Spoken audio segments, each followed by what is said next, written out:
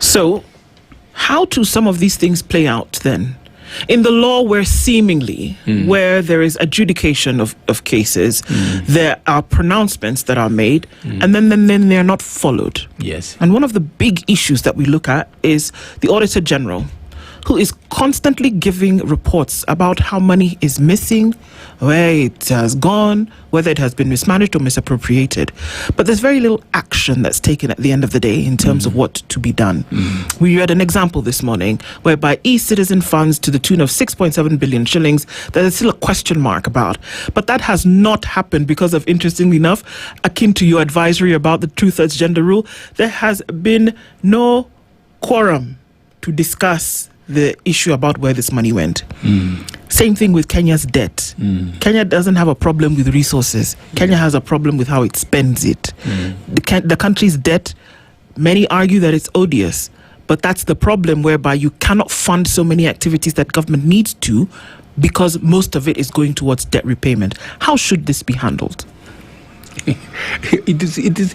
All these things come revolving around compliance with our law, compliance with the Constitution.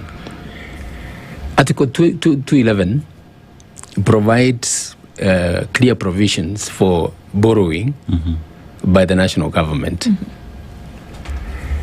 First of all, it allows Parliament to enact legislation to implement or to be able to borrow, to regulate the borrowing.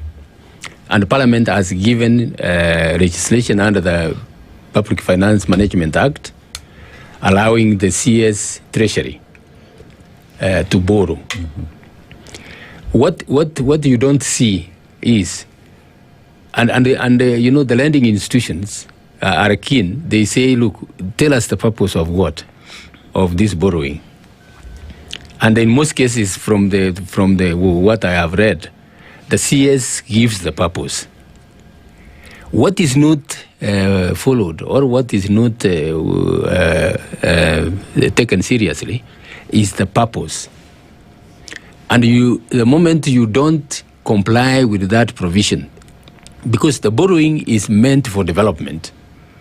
Section 15 of the Public Finance Management Act forbids borrowing for recurrent expenditure. Borrowing is meant for development. So because we are not serious, Parliament is not serious. It is like it has abdicated its responsibility to the Cabinet Secretary. It has, in short, abdicated its responsibility to the Executive. The Executive can say, look, we want to borrow to construct roads. And the Parliament approves. If Parliament doesn't follow up and find out whether the money has actually been used for the purpose it was borrowed, the Executive can use it to hire luxury jets to fly the president around the globe. Is that how we want to operate as a country? Now, public debt has risen. It is heading to 13 trillion. As we stand in the 2026-2027 budget, it is going to take more than, is it 2.3 trillion out of the 4 point what trillion of the budget? About 48% of the national budget is going to service debt. This is debt that most of it is odious. And I commend the Honorable Omtata. He has taken the matter to court. We want to see how the court determines that matter.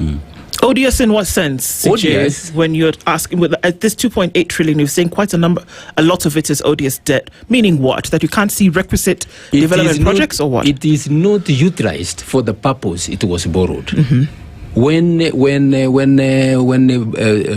borrowed funds are not used for the purpose they are borrowed, it becomes an odious debt.